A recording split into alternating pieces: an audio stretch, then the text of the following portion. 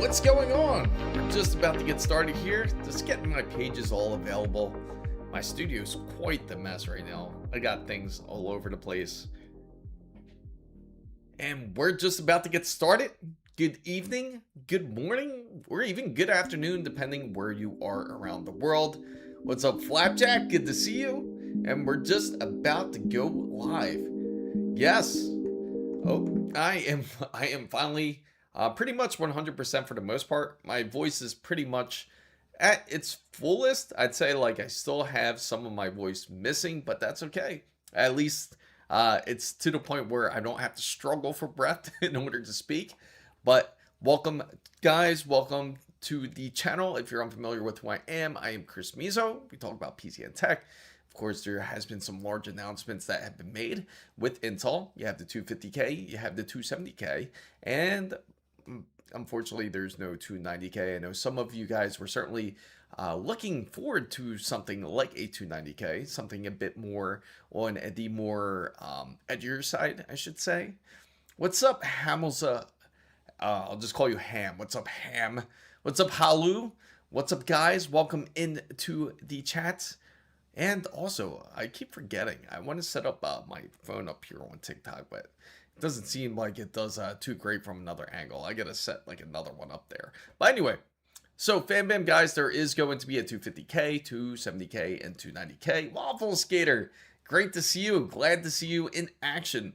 I just want to tell you guys that they are going to be ending up released on the 26th of March for anybody that is interested in getting any of these new Intel processors. Now, if you're curious about the performance upgrade, from what it seems like, the uplift is not going to be a crazy amount, but it's up to, at the maximum, from what I'm seeing, is about like 15%. I could see maybe even up to 20%, depending if it's capable of doing so. I believe it's only about like under 900 megahertz from what I'm seeing. But for those who are looking for a bit more refresh and a bit more power out the series, this is certainly going to be the last of it. But yes, I do agree, Wasabi, that the new Intel processors look interesting. Certainly excited to put it inside of the Gigabyte Z890 Orus Master, which we will be doing by the end of this month. And you know what that means, guys? That means we will go live to MicroCenter, and it's probably going to be one of those weird days of the week. I might do it in the middle of the afternoon because I'm trying to make sure to guarantee this processor. It's probably not going to have a hard time selling. Maybe I could wait until the weekend, depending on what everybody is thinking. But it's going to be part of this whole Gigabyte build. That's going to be part of Project Orus. If you guys are not familiar with Project Orus is going to contain a Z890 Orus Master. It's also going to have a 5070 Ti along with a 270K we're going to end up grabbing for this build. Also, we are going to have a bit more details on the Project Orus as soon as I can finalize and release the details, which we are certainly excited for, and see how well the system does handle it. Kilobyte, what's up? Great to see you. So Ham is the Gigabyte B850 Orus Elite Wi-Fi 6E, good for 7800 XTD, and the answer is absolutely. If you are going to be using it for gaming, that's actually quite a good mix. Toyo, what's up? Welcome into the stream. Thank you for coming in. I appreciate all of you. Yes, happy Wednesday. Hopefully everybody's been having a great week so far. How is everybody feeling out there? Let me know how you feel. Hopefully this week has been a bit more expected on the PC side. At least for the positive notes, it seems that the whole PC hardware space, especially when it comes to the RAM side, is looking a bit more positive. It seems like the pricing hasn't been going too much into the negative side, where it's going to be like $500 or $600 for a 32 gigabyte kit. It could definitely be worse, but at least it's been holding steadily about at the 399 range from what it seems. And this is for 6000 megahertz at CL32 about. So Toyo says, it's my first build. I'm building my first PC. It has 7700X and a Arc B850 and 32 gigabytes of RAM. Those are great specifications to have. Now, what type of games do you also build that you play on your PC, and what type of display do you plan on using? Now, for anybody that questions the Intel B8 580 specifically, it's a great GPU to have. of course, it doesn't get as much of a reputation as it does when it comes to Nvidia or AMD. It's not one of the big dogs, but we do want to see more competition when it comes to Intel. We would love to see it. Now, it's going to be a great GPU for anybody out there that is looking to play even games such as Fortnite. You'll be able to handle those type of games. You're playing games at 1080p. The B580 will be certainly able to handle that. Now, feel free to ask your question depending on the type of display that you're looking for as well. That also certainly does matter. Now, we're going to switch over here to the MicroCenter screen because I certainly want to share with you guys. I know a lot of you are, I've been trying to really scout out, just try to be able to pick it up early to try to get this until specifically the 270K. We're trying to get our hands on it. But unfortunately, MicroCenter, we're unable to get our hands on it just quite yet because as I see right now, they haven't officially posted it. Let's put it in, 270K. And you can certainly expect more kits to come out with it. So we can see that they have the 285K for sale. Another great processor for anybody that is looking for more beefier, for more beef, especially if you're looking for not just for the gaming aspect, but you are looking also when it comes to, say, content creation, graphic design. So this would honestly be a great option for anybody out there that is looking for that versatility. Now, of course, you can do the same thing with AMD. But the difference when it comes to Intel specifically, and all you guys out there that certainly does have Intel, I can certainly tell you, what's up, music? For some reason, your name's not popping up here on the social side, but I see you. Go to in China, you'll get cheaper RAM. China is making more. Yeah, I've actually heard of that. I'm going to try to refresh this real quick to just try to pull some guys in here. So LHG, what's going on? Hey, I got a Asus ROG Maximus Z890 Hero. I also have a Gigabyte 5090 gaming overclock, Ultra 9 285K, 8 terabytes of storage, and a 256 gigabyte DDR5. How big of a power supply do you think I need to get? At the minimum, 1200 watts. That is the minimum. You can go for 1000 watts. If you do, that's great. It'll still function. But if you want to guarantee that your PC has that longevity, you don't want to put 100% stress on that power supply. So 1200 watts would certainly do. And you have to also consider the additions in case if you do, say, choose to increase your memory or increase your storage.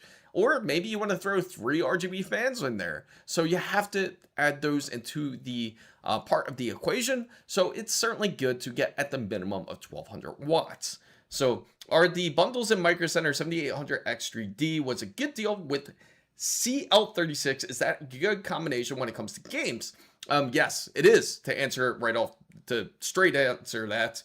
But and is it true that the 7800X3D CPU is overheating and you need to yes, so it doesn't only contain or have issues with the 9800X3D. In fact, it's all the X3Ds. Every X3D you should certainly worry about. Now, the ones that are less worrisome are the ones that are going to be the 9950X3D. And the main reason why is because it's able to handle a bit more wattage. The TDP can go up to 170 watts on a 9950X3D. Anything else below that, it's going to take 120 watts or under, which is relatively low when it comes to a processor. And you don't want that to go overboard. So you want to really watch the SoC voltage. You don't want it to go over 1.2 volts. And they're still fine tuning it. It's to the point where it's almost like a perfect car where it's running, you're running a straight quarter mile in, say, 10 seconds. And you want to continue running that quarter mile. And you have to be able to make the adjustments just perfect in order for it to work correctly. Now, of course, if you over-tune it to the point, you can end up, say, blowing a piston. So it's a similar way when it comes to this processor. So you want to make sure that when you do end up getting, say, a 7800X3D, just update the BIOS. Really simple.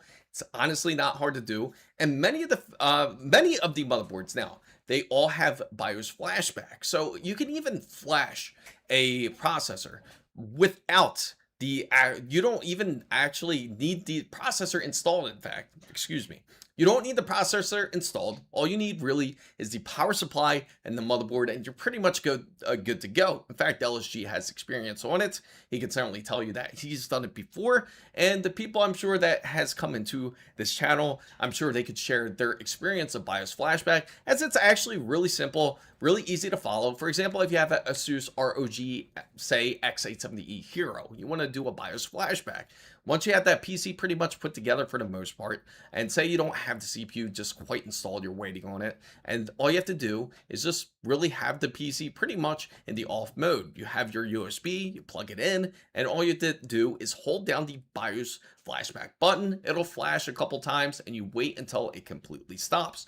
Once it does, then the BIOS is now flashed into the system. Now, don't panic once you first start it up. When you first start up the system, it may seem like it's not starting. It might like turn on for 2 seconds and shut off. Don't panic. That's normal. In fact, that's just it picking up the memory code that it has. And once it does install into the system, then it'll take you pretty much into the BIOS from there. So, yes, thank you, LSG. He explained it super just like how it is. It's really simple. It's not as hard. It's not rocket science. It's honestly one of the easiest things you could do. So Walmart Ninja Production says, I just switched from Windows to Linux, Nabara and Fedora. What's your opinion on gaming on Linux? So far for me, it's been a lot of troubleshooting. Welcome to Linux. Welcome, absolutely welcome to Linux. That is the world of it. That is what you will be spending your majority of the time doing. Anybody that tells you that gaming on Linux is definitely better, it can be. It can be a great experience. Now, when you do mess with Linux, it does take time because you're messing with different systems. Now, you also have different kernels, and you do have also different features that you have to take advantage of Linux, such as the best thing that they have is Proton, because Proton is certainly part of the engine that certainly helps Linux be able to run some of your favorite games. Now, the only downside of Linux is if you're big into, say you're a big game, big into first-person shooters, like multiplayers, and you play something like Battlefield 6 or Call of Duty Black Ops 7 or whatever type of title that you like to play, they don't allow anti-cheats. So if you are using it, or they don't really have an anti-cheat for Linux just quite yet, and because of that, you're unable to play those games. So a lot of people that actually have Linux, even though they say that they use Linux, they also use Windows. If they tell you that they don't, they're more than likely lying, because they also have Windows on the system. They just don't like to go into it. But while they want to play their favorite games such as those, you have to boot into Windows. Now, of course, they have Windows simulators also on Linux as well. You can also use them, but it's just not going to be a great experience if you are going to be able to, when you game on Linux, specifically on those titles. Everything else, it can be great. It plays really well on Resident Evil, as I've shown you guys with Bazite. It also plays really well on many of your favorite titles. It has no issues, and the best part is it has less of a background process. But of course, everything that is really great about Linux, because of how you can just tell it to do something, it will do it just like that. You can shut it down, and it won't ask you to shut down any other programs before it actually shuts down. Like little tasks like that are great advantages of Linux. But of course, it can get pretty complicated when you start trying to figure out different issues, like why is it not running, say, at 1440p? You have to put in some commands just for it to work. So they do have its positives, the pros, and they do have their cons. So yeah, no problem. But yeah, that's pretty much the basis of Linux there. So if you are thinking of switching over, it's not a bad system. It's great. It's a lot of fun. I highly recommend everybody to give it a shot. If you haven't tried gaming on Linux, a lot of people are switching over to it. But speaking of which, that actually brings me up to my next point here, which Microsoft is actually interested in doing. The biggest thing that Microsoft is interested in doing right now is that they are bringing in a new feature, which is going to be the new Xbox mode. Yes, they're bringing Xbox mode to Windows. So some people may like it, some people may not. People may find it as bloat, just like I personally don't like to have more applications that I don't need from Microsoft. I'm not going to like it personally, but everybody else might prefer, say, the Xbox full screen experience. Say, if you do, that's great. It is coming, and that is on every PC. So you can choose to either keep it on your system or just completely remove it. Honestly, what would be better is if Microsoft would just kind of listen to our direction at least and come out with a dedicated OS that is strictly for just Microsoft Windows gaming. It's been so long that Microsoft has been at this. I don't know why they haven't done this. In a way, I do know why, because they want you to be able to use their other applications, but it certainly can be done. So Battlefield needs secure boot now also. It's getting crazy, and that's the big problem. That's also the other issue. You need to have TPM 2.0, and it's just going to get more crazy. The funny thing is, even though like all these games like Battlefield 6 and Black Ops 7, they required TPM 2.0, no matter what, you still are going to have hackers figure out a way to get into the system and mess with it. So it's like a temporary, I would say this is more temporary than anything. I think this is, I don't think it's one of those type of anti-cheats that's going to truly last. So they want to keep stealing your info. Yeah, who's excited for more ads from Microsoft? Are you excited to get more Xbox games ads? Are you excited for more Game Pass? Get a free trial for a month with Game Pass? Certainly expect that from Microsoft once they start releasing it. Those, you know what they'll say? They'll say to having Microsoft on PC, finally we have the full screen experience for everybody. Now, to thank everybody for being PC window gamers, we're going to give everybody a free trial for 1 month. Watch that happen, and it's going to ask you about if you're willing to accept cookies. So I can't wait to switch to a cache. Oh yeah, that would be pretty awesome if you did. Hello, experimenting with my Android phone on casting to YouTube. But YouTube, for some reason, did not want me to watch, as they tried ways around me watching you. Oh, really? What's the reason for that? That's interesting. So you tried to cast it into your display, was it? Into your monitor, or into your, say, your TV, maybe? Into one of your displays, and it wasn't allowing you? Come on, YouTube, get this straight. No wonder why people go on Twitch. Sometimes people go more on Twitch because of this very reason. It can give trouble. Now, everybody that's coming in, feel free to ask any question. This is a session where you can feel free to ask any of your questions. I will certainly answer. As you see, I do talk to the chat, obviously. So feel free to ask your questions, and I will definitely answer. But we will also take a look at MicroCenter, see if there's any changes. When it comes to the RAM pricing, when it comes to SSDs, we all know when it comes to gaming in 2026, it's really expensive now. And now say you have a 2018 PC, maybe a 2017 PC, and it's pretty out of date. You're ready to upgrade, but the pricing that you're seeing now is kind of scary. You don't like to see the pricing that is currently out there. I'll show you ways around it, ways where you can certainly take advantage of, especially if you have a MicroCenter near you. If you don't, that's fine. If you're in the US or in Canada, there is Newegg that does give you the options to be able to purchase from them, but also be careful of the type of bundles that they do offer. They do have some great ones. One of my favorite ones is the X870E MSI Carbon, one of the top motherboards I highly suggest for anybody to get that's looking to do a PC build. Also, they do have great bundles when it comes to RAM, and also when it comes to even AIOs. They just throw it in there as long as if you purchase, say, AMD processor. So they do offer those type of bundles. MicroCenter is pretty much the same way. So Bob Arkinson says, I uploaded a preview of my Miku case project. All I need is some command strips to properly fix the case. Awesome. I can't wait to see it. You definitely got to share it. Like, once you're able to get the parts for it, one of the toughest components to get is this whole Miku parts from ASUS. I can't wait to see it come into action. I know Takuma, unfortunately, he's probably dead asleep right now. I know Takuma has a GPU that he has just sitting and waiting. I can't imagine how his room is. He has a ton of PC components. So Walmart Ninja says, I switched off all the bloatware, and the last time I tried Linux 6 years ago, it was not as good as I agree. It has improved in that aspect. That's another thing I failed to mention. Also, random thing is, why is it so hard? Because not too many people use it. Like, if you look at the statistics, like let's take a look at Steam statistics right now. Steam 2026 2026 statistics, and you'll actually see how many people use for their hardware and software. So here, OS version, about 56% of people use Windows 11. So we're going to click into it so that way you can see a bit more details on why it's 56%.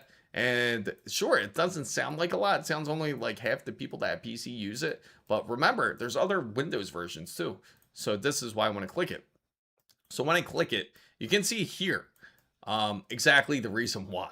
Because when you have Windows 11 is at 56.28. So if you look on the top, which is the most important statistic that you see here, is at 96.61%. So 96% of gamers on Steam are mostly Windows users. So only about 2.23% are actually Linux users. So you consider all the Steam decks, ASUS ROG Allies, the MSI Claw 8s, and all the different other devices that also contain it. It does count that as part of the this survey. So unfortunately, it's only 2.23% of users of Linux that actually use it when gaming.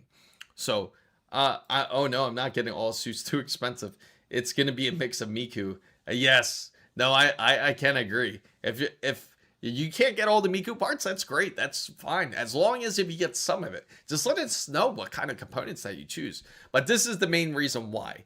The main reason is because people, there's not enough people out there. There's not truly a large enough demand for Linux gaming tutorials. But I'll tell you what, though, I am certainly thinking of it. I am thinking of just having another PC build on the side where it's strictly Linux, and we'll do some more tutorials on something like that. Because if people are looking for that, maybe there's more interest in it. Maybe it will start growing. Hopefully it does. I think Linux is, again, an awesome system. It has improved in a sense where you don't have to go to terminal for everything. Before, you would have to open up software with terminal. You would have to be able to download off the internet through the terminal. You weren't able to do everything that you can now, which is practically nearly like almost everything's a GUI now. So what's up, Squeeze? When I cast, it's easier to chat on my phone. Oh, I get it. That makes sense. Yay, my favorite streamer on the West Coast. My watch schedule doesn't. Yeah, I get it. Thank you. Thank you for always tuning in. And so Linux has always been a bit easier thanks to some software like WinBoots, but in some cases it feels like a crutch before you find something more Linux native.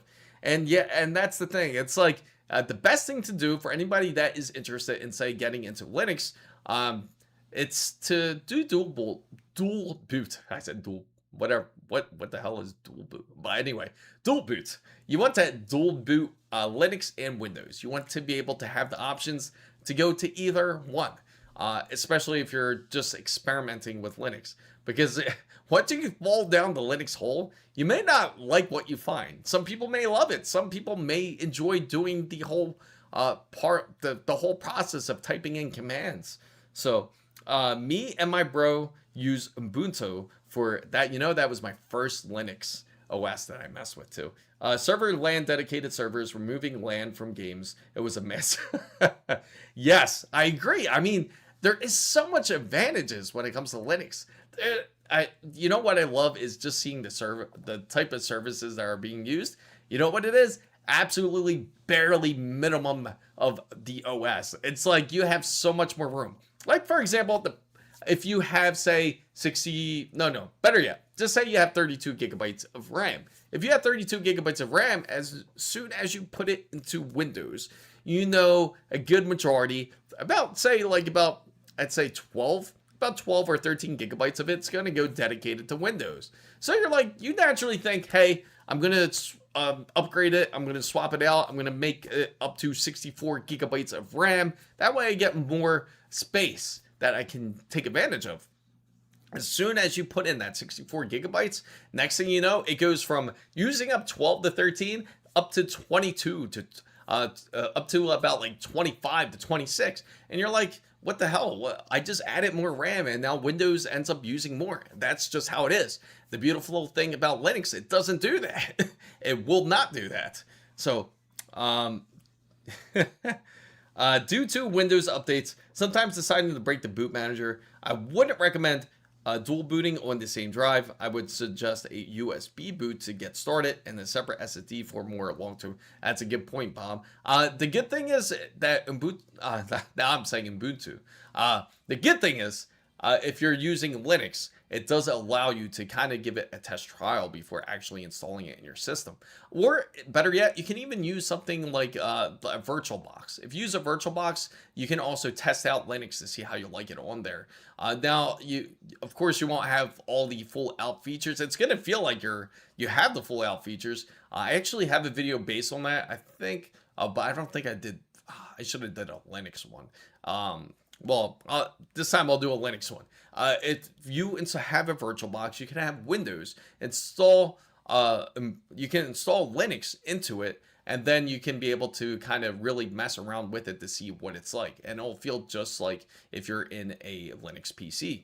So, sup, bro? I'm a handheld gamer now, and I'm going to change my Retroid Pocket Flip 2 LPDDR4 from 8 gigabytes. That's a massive upgrade, by the way. So it's my ultimate machine on Android 13 with a Snapdragon 865 processor. Can't wait. You know what the crazy thing is? That they even have Windows emulators now. Like when it comes to like even on Android, which is pretty wild. So you're able to take advantage of some games even on a Android device, and where it's practically just like Windows. Sweet. It's great to see you, Weenie.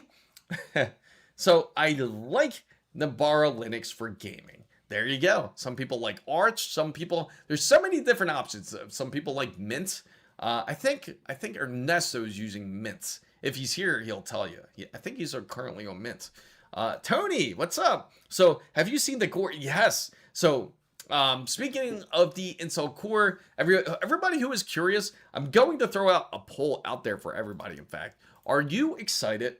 Now I'm going to throw it out here real quick. And now it's really easy to vote on the poll. Now, if you don't know how to vote on it, you just simply put 1 or 2, depending on the type of option that you are choosing. So the question is going to be, let me see here. The question is going to be, are you looking forward to Intel's Arrow Lake refresh? So you can simply put yes or no. You don't put yes or no, but you just put 1 or 2.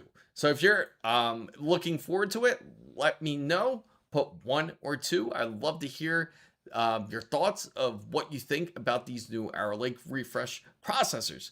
So LSG is excited. Okay, yeah, it's pretty dope. I gotta say, Casey, I'm excited. There's a lot of handheld gamers now. It's certainly improving. Speaking of gaming wise, what's any console gamers here? If you're a console gamer, let me know. I would love to bring up a topic real quick for you console guys. So if anybody's looking, so we have quite the interest. We have quite the interest in Intel's new Arrow Lake processor. I'm excited for it. I'm just as excited as you guys. I've been constantly just typing in 270K just to hope that something pops up at MicroCenter, but of course nothing is out there just quite yet. So one, just because the competition, I agree, and that's the big problem. I don't understand why people want a company to downfall. Now, I get how big Nvidia is. It's a big beast. It's even ugly, to the point where it's even questionable to currently download the latest drivers at times. But it is part of the competition, as AMD needs to really step. I don't know why. They need to come out with a 9080. They need to come out with a 9090. They need to really step it up. If they have the opportunity. This is the main reason why people don't like buying AMD GPUs, because they feel like they don't push their GPU hardware hard enough. Same thing with their software, but the software has certainly improved quite a bit, especially with AMD's Adrenalin. So I already can't run Windows 12 because I don't have a TPU. You mean the NPU? Yeah, LG decided to install Copilot on my 1800 TV. Oh, yes. Is that pretty annoying? Like that I heard that they're trying to actually there's a lot of people that who tried to remove Copilot and it did not let them. I also have an LG C1 OLED TV and I haven't checked it to see if Copilot's in there. I'm pretty sure it's in there, and if it is, I'm going to be pretty annoyed. So I still use Vita for gaming. Sorry, not killed it off. I feel like Vita was one of the greatest handhelds that existed. It was way ahead of its time. It's just an impressive device. I mean, just think about like how they designed even the touchpad in the back to kind of use like as a cursor. Like, I'm surprised more devices don't use it. I like Steam Deck's idea, like of using the little trackpads for the mouse, but as you can use it as a cursor. But I really like Vita's idea of being able to control your screen with through the back of it. So AMD is skipping the 80 for RDNA 5, which there is. I hope so. I hope you're right, John, because we need it. We do need answers from AMD. So I got the 5080 in my new build computer and the 9070 XT. How are you liking it? How are you feeling about it? So I prefer the 5080, but so let me know, why do you prefer the 5080 over the RTX? I mean the RX 9070 XT, just out of curiosity. So we're going to take a look at a couple bundles here, especially for anybody that is looking to build a PC. We have a lot of excitement for Arrow Lake. I'm glad to hear that. I'm glad that people are genuinely getting a bit more excited for Intel to actually have some answers. We need the competition. Without competition, the prices will remain high. I mean, otherwise we can't get great deals like this. We can't get a 7500 X3D, $350 with a B850. So that's pretty awesome. So it removes Notepad. That's wonderful squeeze. I'm hoping for the Panther Lake on a mini PC at a decent. A Panther Lake is one of those underrated, currently the underrated CPUs out there. If you haven't seen Panther Lake in action, it's amazing. It's practically like having I can't compare it to the M1. It's really close to it. I feel Intel, if they keep pushing, they could seriously do some damage. I think they could do really well if they continue pushing on the path that they are. I just hope they don't fumble. If they do, I hope they recover quickly. So I'll disable the poll. So we have about 90. We have about 80. Is it 87? I can't really even see that right. I think it is 87. 87%. 87% of people are excited to see the new Arrow Lake. So, what's up, NYC? Great to see you. If only Sony didn't try to sell the 32GB proprietary memory. Yeah, the memory sticks. Remember that? Remember how we thought memory stick was going to be the next big thing? And then somehow SD cards kind of took over and won everybody? Which is insane. Waffle Skater says, I heard a rumor a while back that Sony was making a new hand. It's true. They are. That is the new rumor. But the memory and storage issues plaguing the market. I agree with you guys. That's a big issue. Stop doing exclusive, Sony. This is how you're going to fail. And just like, it's almost like they're destined to do the same mistakes as they did. So what is everybody's thoughts of Sony's just doing that with their games? About how they're trying to make it back exclusive again. They changed their minds. They said, you know what? This whole thing about sharing games isn't working out for us. We're not going to share it with PC gamers anymore, even though Helldivers 2 did great. We don't want to share our exclusive games to PC gamers or to Microsoft, Xbox. We don't want any of that. We want to go back exclusive. What does everybody think of that? So, considering how broke the gamers are, Intel's next CPU will be Hobo Lake. Hobo Lake. You know, speaking of which, I know this is going to be off topic, but have you guys heard about this, the Florida guy? That he ended up going into, he goes into the water, and the police found him. Apparently, they found him in the sand, and they've resuscitated this guy. And apparently, he was communicating with dolphins, and they had a leader named Geralt. Was it Geralt? I'm thinking of Witcher 3 now. Not Geralt, Gerald.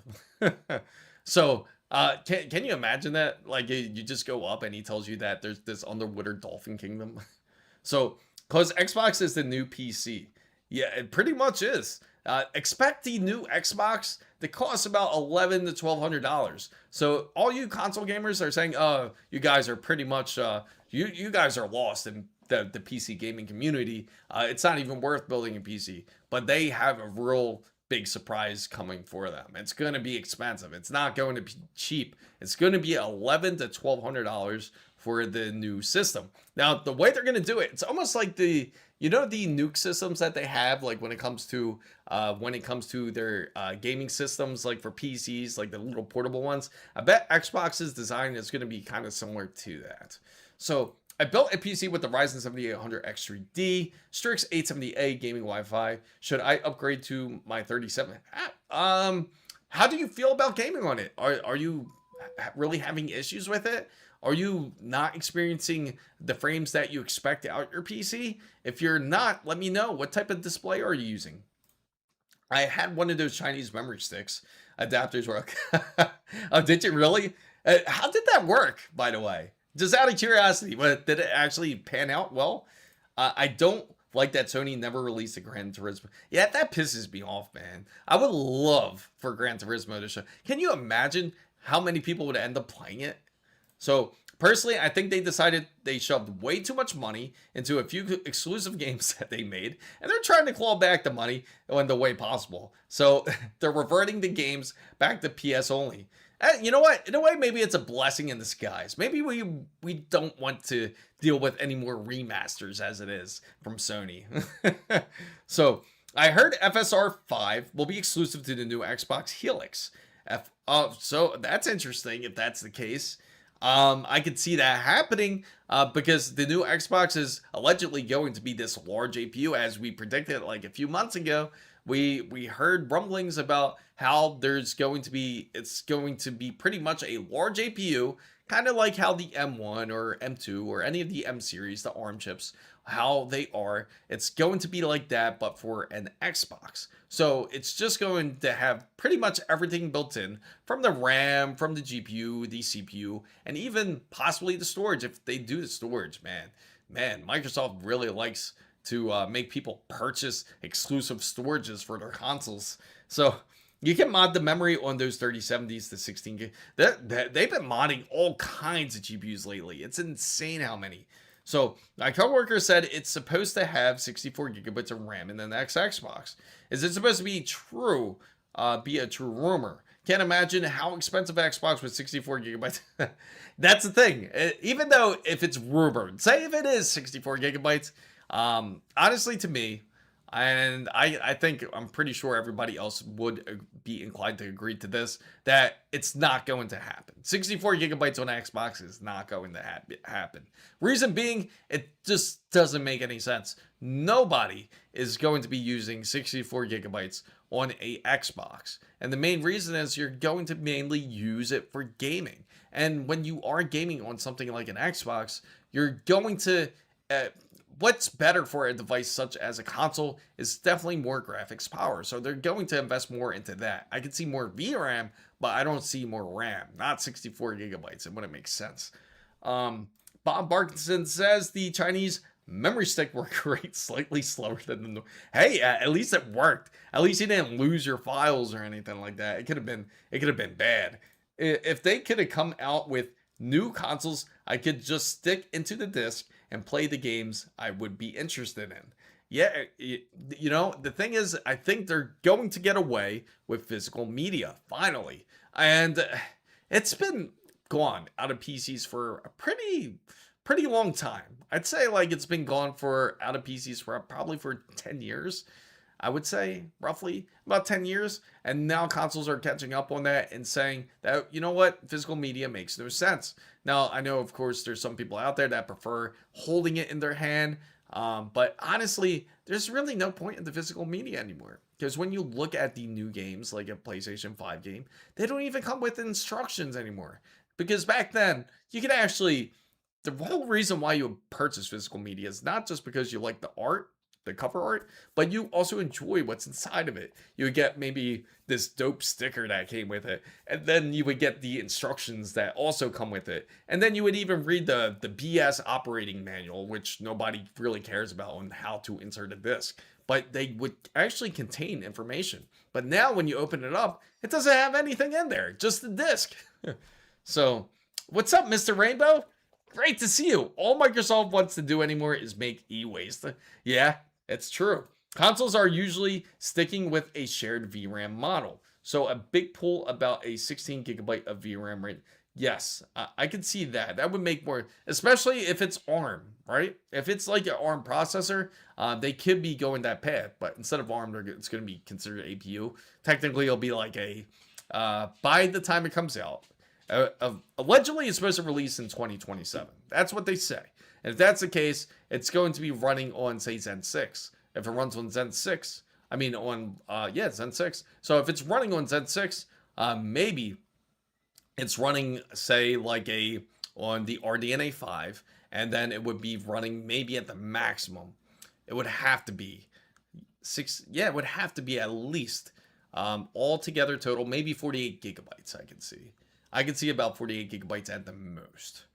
So if you download the games on the consoles, if I buy a console, I just want to play the stupid game and throw it in the disc. Yes, don't download the game on the freaking console. That's again pointless. At this point, they might as well not even have the disc in the box, which I'm sure it's happened before to people that purchase games where you open up the box and it's just a code. So you also can play offline. That's the biggest thing with physical media. Yes, that was the biggest selling point. Absolutely. So, and he says, Ultima had the coolest game boxes. Trinkets, a cloth map, a tin figurine. And that's what we miss. That's the things that gamers certainly do appreciate. We do love that stuff. But now it's almost like straight business. Just give you the game and that's it. And when it comes to collector boxes, we barely see them anymore. I'd say, yeah, I mean, you look at Resident Evil, right? They came out with Resident Evil Requiem. They have their own collector's edition, right? But in the collector's edition, they give you these skins that you can put in the characters. That's great and all, but they don't really give you anything more physical, not anymore.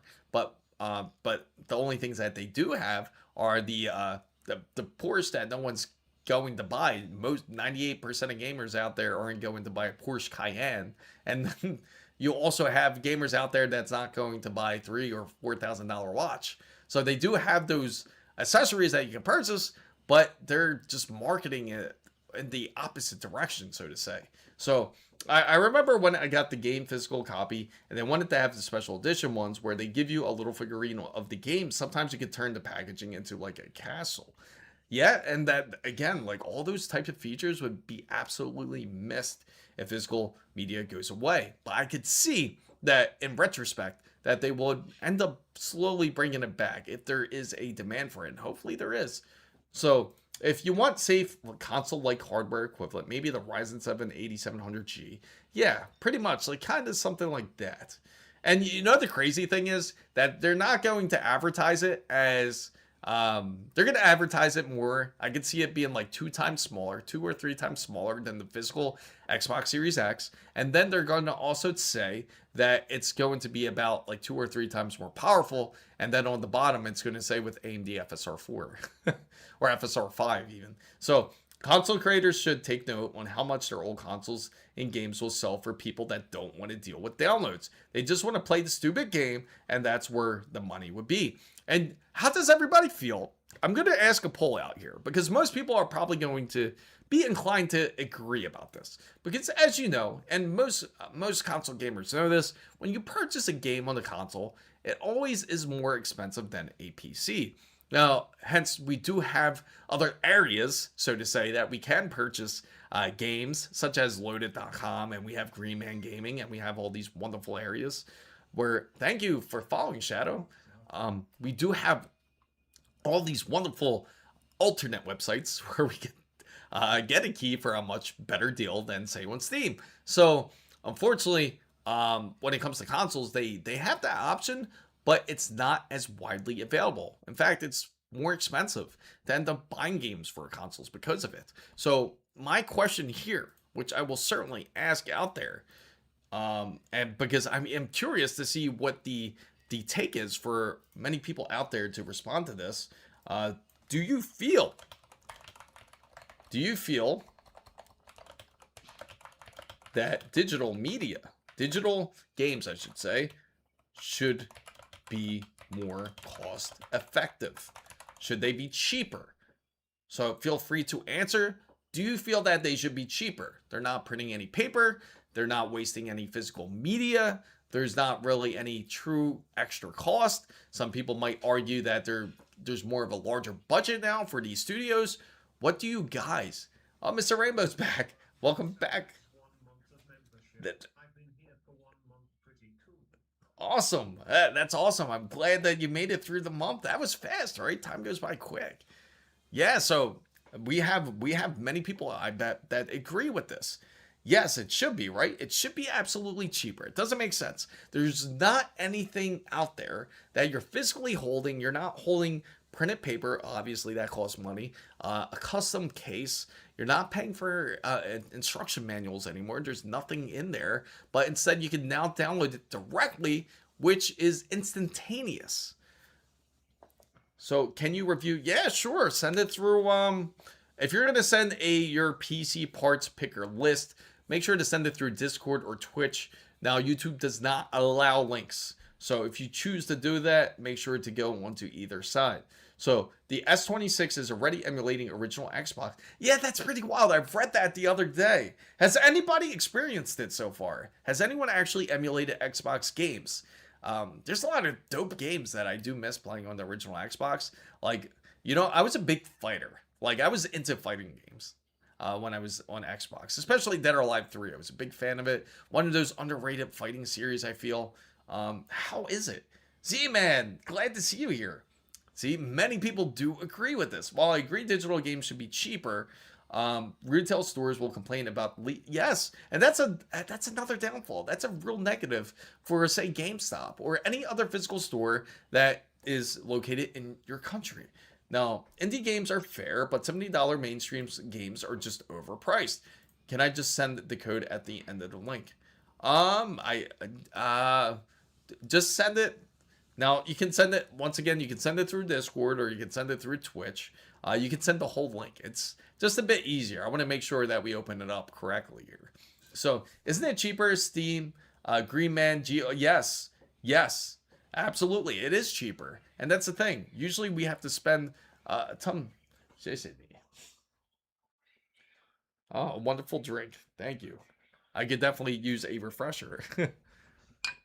Yeah, yes, digital games should have always been cheaper, and absolutely, that's what they've been absolutely trying to sell us. Some fresh lemonade. Yeah, perfect.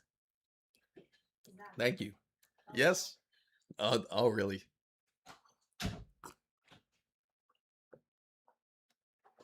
I wish I never sold my Xbox 360. That is one of the things I do miss. I do miss Xbox 360. It was amazing. Didn't you out of everybody that had Xbox 360, I know many of you probably did. Didn't you like the old Blade profile that they used to have, like where it was just like where it would swipe on the home screen? That was legendary. There was nothing like it. Yes, but the Finnish Waffle Skater consoles back then, behold, it was cheaper than a physical copy. I think they push digital games on consoles because you can't. Yeah, that is true. That is a big factor. What Waffle Skater says, he speaks the truth. I never completed Buffy. Yeah, the Buffy the Vampire Slayer. You know what the crazy part is? I gotta play it again. I gotta play that game. The most powerful console I've ever emulated is Xbox 360. I really wanted to play Armored Core for answer. How did it work out? Did it work out well? You can say I'm into fighting on my PS5. Prefer playing fighting games on my console, but play. That's awesome. What type of fighting games do you like to play, by the way? One of the biggest fighting. I would love for everyone to guess what is one of my top favorite fighting games. And I grew up with this fighting game. That's actually what inspired me into getting into fighting games and into even things like martial arts and everything. But Unfortunate because my Xbox 360 still rocks. Absolutely. I still play good. You know, I miss the LAN parties. That is absolutely one of the things I miss doing with my friends. But the LAN parties, I think I was doing that more on the original Xbox. Yeah, it was the original. Because we would play like games like Splinter Cell, Pandora's Tomorrow. It was like, not Pandora's, what was it? Splinter Cell, it was the second one. I think it was Pandora's Tomorrow, right? Where it was where you got to play as the mercenaries and the spies. That was dope. Thank you for following Pep Gaming 14. I don't know if anyone else noticed, but every time hardware unbox benchmarks at XMP DDR4, they use Gear 2 mode and they ignore it. Yeah, you know, I haven't really got to watch too much of his testing, so I can't say for sure. I didn't have the Xbox 360 back in the Blade days. My first oh, yeah. You know what's crazy? Remember how that used to be a ton? 120 gigabytes used to be amazing on Xbox. So emulation is crazy now. I have every N60 and N64. Good guess, Double Dragon. Not Double Dragon though. It's I'll give you a hint. It comes from, originally they used to this might be too easy of a hint. They used to be with Midway. They went with Midway before. So we can run steps faster now, but honestly, the games were better back during, you know, there was a lot more original games. Now we kind of get to the point where it's like rinse and repeat. I mean, now we got Metal Gear Snake Eater remake, and now we're just getting remakes of everything. Silent Hill. Now, I love the games, don't get it twisted, but where's the originality? Where, just like how we got Crimson Desert coming out. That's going to be interesting. I think that's going to be a great game that's coming.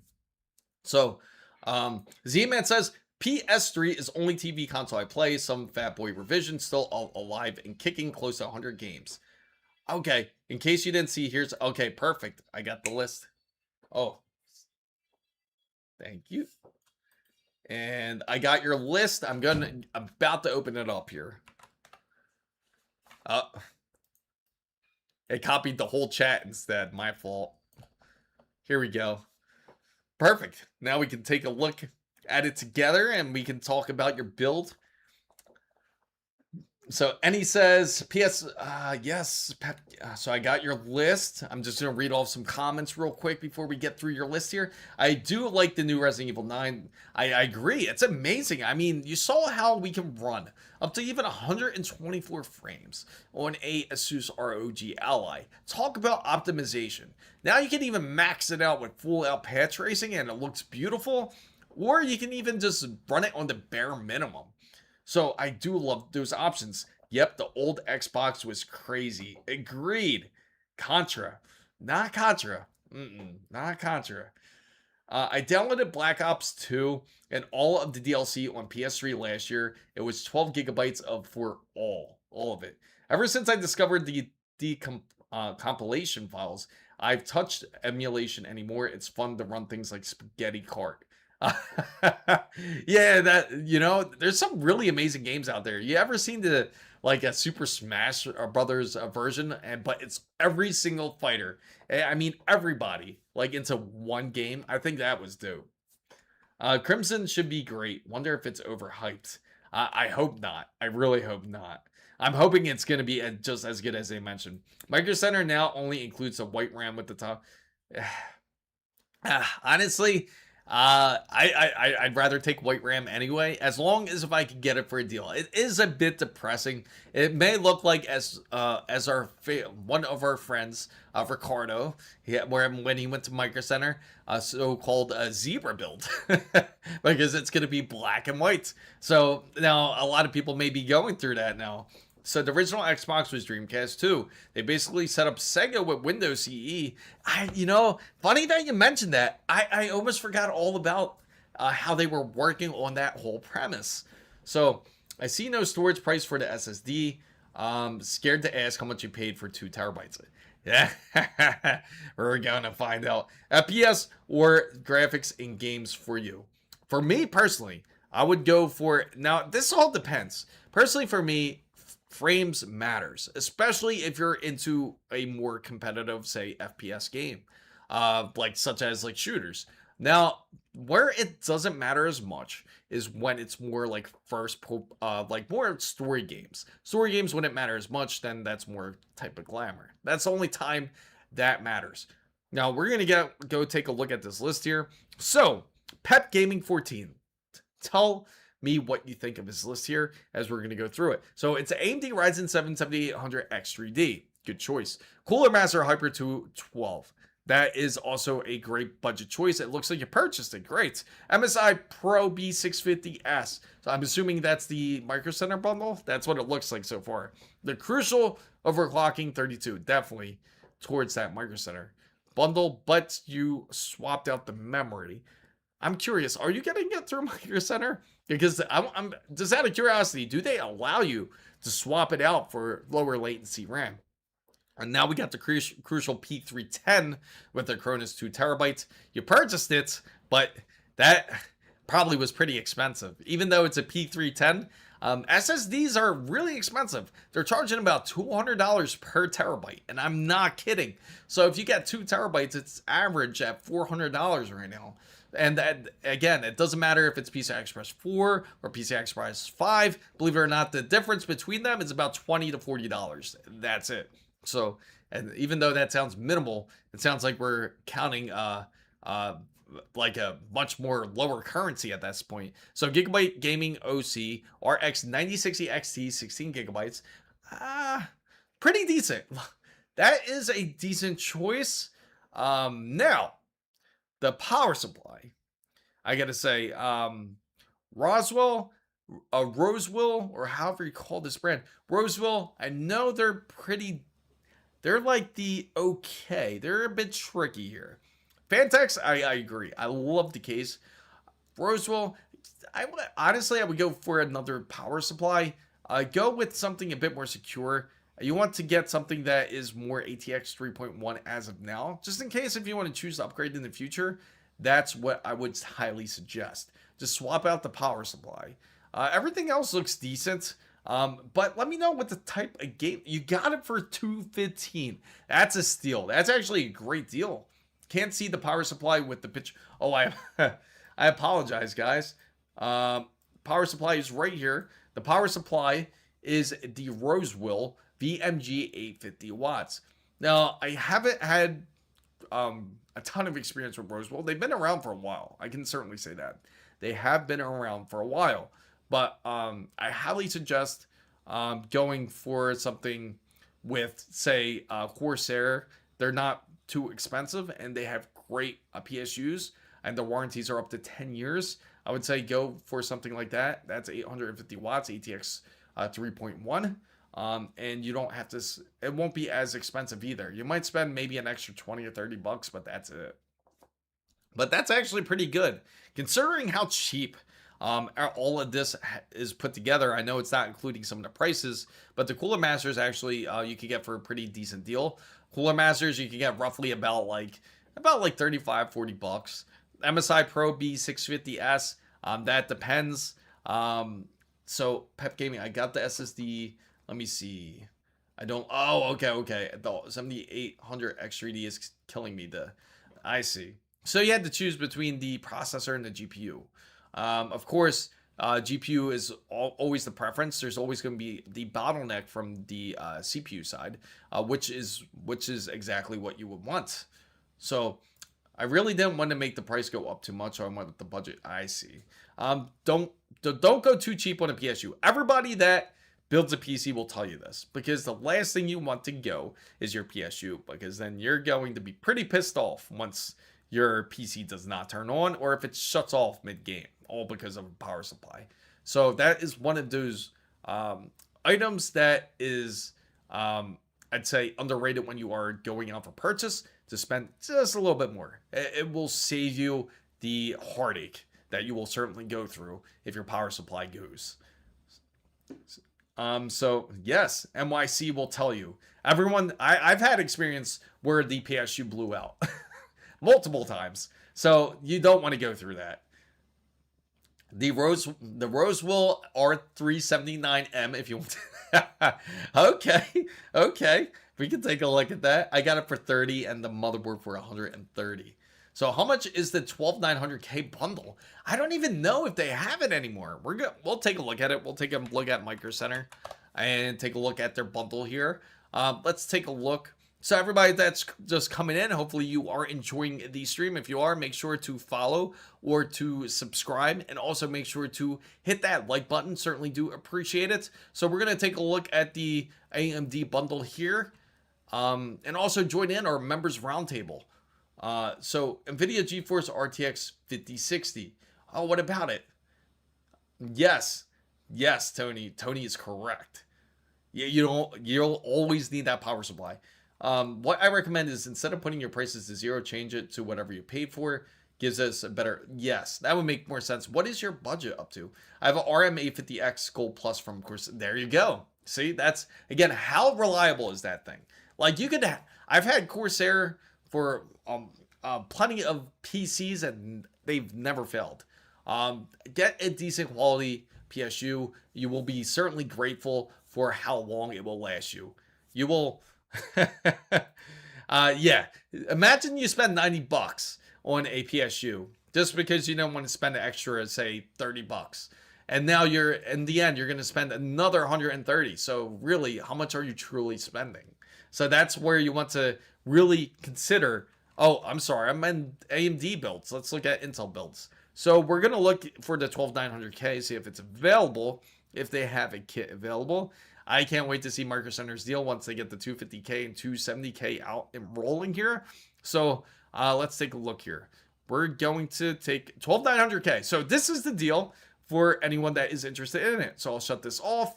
I'll shut the poll off.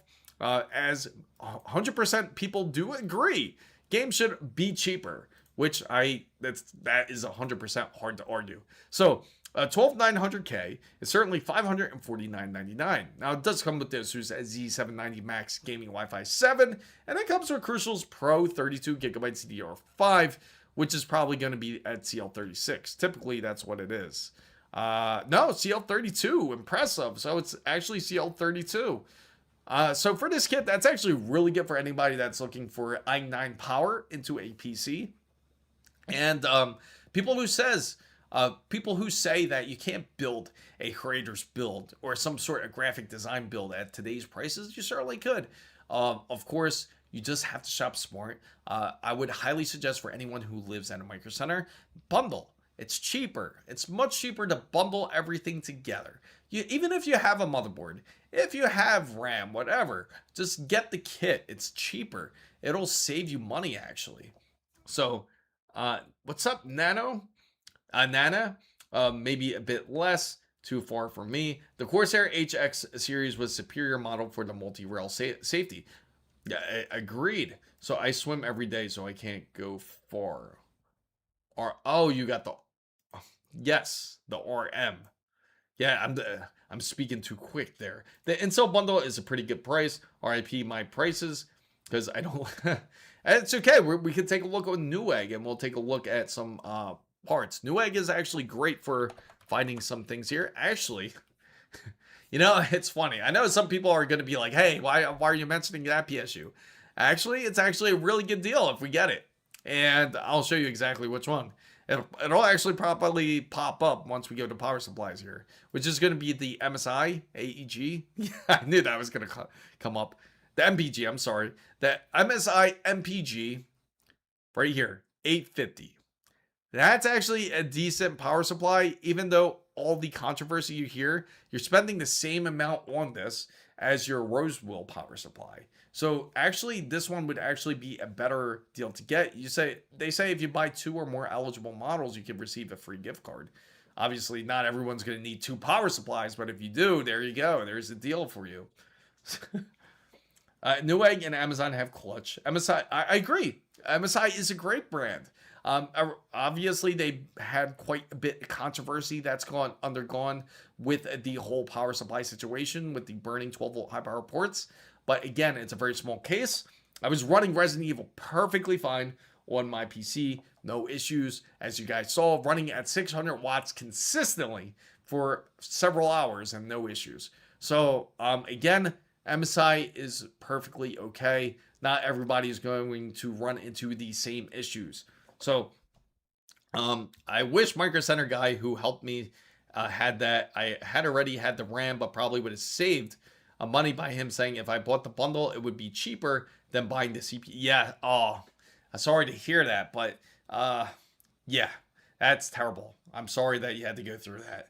You're basically getting the processor and the motherboard for two. Yes, that's exactly why you're having it as a backup. So people who already own one, just keep it as a backup. It doesn't hurt. I love having more extra motherboards if I can. ASRock PSU 1600 watts is on Amazon for 230, and it's mid-level. Is it worth it, or is it ASRock trash? Now, when it comes to the power supplies, to be honest, I haven't had a ton of experience on the power supplies. More than likely, it's going to be decent. If you're going to get it, make sure to check out the warranty on it. That's the most important part. If it's a decent power supply, they should have a decent warranty. Most power supplies today, like we'll click this one, for example, should have the minimum 10-year warranty. Actually, it's right there. 10-year warranty. That is the minimum. If ASRock has that 10-year warranty, you're pretty much good to go there. So, just build a ROG Crosshair X870E Hero 99. Oh yeah, I'm sure he would love to, but not everyone has the budget to get the X870E Hero, unfortunately. But if you do, I highly recommend it. It's the same motherboard I use, actually. So what's the difference between gaming PC to live stream in video editing and YouTube live stream? So the biggest difference between the two, if you are getting a streaming PC and a gaming PC, you want to have a stronger processor in your streaming PC because that matters most. You need processing power. When it comes to your gaming, you want to have the stronger GPU. So those are the biggest differences there. Now, I can get into detail if you like, if that is what you're thinking of doing. If you want to have a streaming build and you want to have a PC build, let me know and we will get into that. So that was really good for 32 gigabytes of DDR5. Yeah, for RMA. I trust Corsair, Seasonic, and Asus. I used to like Antec, but I don't think they're believe it or not, they're around. And the reason why I know that is because at Noctua's table, this was in 25. Noctua's table, they actually had a bunch of products that they were doing with the Antec together. And that was a PC case, the Noctua case, and they also had the Noctua power supply. But of course, that Noctua power supply is not cheap. That's like a $400 or $500 power supply there. So, hi, I have a RX 9060 XT and a 7600 X3D, and I have 850 watts. V100R case, UX200. Is it good? I mean, it's a decent case. Yes. Yes, absolutely. Your video on the here helped me a lot. Oh, thank you for watching it. I'm glad that it helped you out there. So, does the 9060 in my list need a seg bracket? Excuse me. It does not technically need a sag bracket. It'll be much larger than you expect. I can tell you that. Many of these GPUs are. I mean, hell, even this 3080 Ti is larger than most. But I might consider a MSI board, but always go Asus. Yeah, I could see there's definitely the options there depending on what you're looking for. Of course, MSI has come out with fire motherboards. Take a look at this thing. MSI came out with this MSI X870E Carbon. And anybody that has this can certainly tell you this. It's not expensive. It's only $409, and this is on Newegg. So again, this is on Newegg. Just imagine if you had a MicroCenter close to you, you could get it for another deal. But check it out, $409.99. And more than likely, you can probably get it with something else. Usually Newegg likes to bundle things for free. So for example, if you get this, you can get the 3D Mark actually for free. So you can actually run your own benches if you like, if you get this motherboard. So it's a great option for anybody out there. But if you're looking for something a bit closer to say like around this budget, that's Asus. I highly recommend the Asus eGaming motherboard, which is a great choice for everybody out there. Again, a word of caution for everybody out there that is looking to get an X870E. It doesn't matter what type of motherboard you get, just update the BIOS. I highly recommend to do that. Oh, look, they have the Hatsune Miku edition for $570. Oh, let me see. The Asus ROG, where is it? X870E Creator. It is missing. Here it is. You get Resident Evil for it. So you get this plus Resident Evil Requiem for free. So that's a good deal. Plus, you get it for $450. So you spend just about like roughly about $50 more. But those are definitely the options I would highly recommend if anyone is looking for a Asus motherboard or a MSI choice. Those are the two I would recommend. So, built an X870E system 2 months ago. Keep checking the prices weekly of the same kits. It's 1,000 more. Yes, they are expensive. I agree. Only thing with AMD is them supporting newer FSR and older cards. I agree. And you know what's funny? I don't know if you guys heard this joke, but if you have an AMD card that's like 7000 series, they say like once what is it? A Fastone, once they release their FSR 4 in their frame generation, it's like considered outdated by AMD if it's past a year. So that's the big joke. Like they always say, like, oh, now you had to have AMD's GPU, it's now officially outdated because they don't ever talk about it. That the thing is, that's not always the case with them. They're just not great at communication. They need to communicate more with the public. I feel that's highly important, especially if you're coming out with releases in multi-frame gen that people are looking for, or FS, and the different features that AMD does have that people can certainly take advantage for. But they need to start just surprising people with these updates, even on the 6000 or 7000 series GPUs.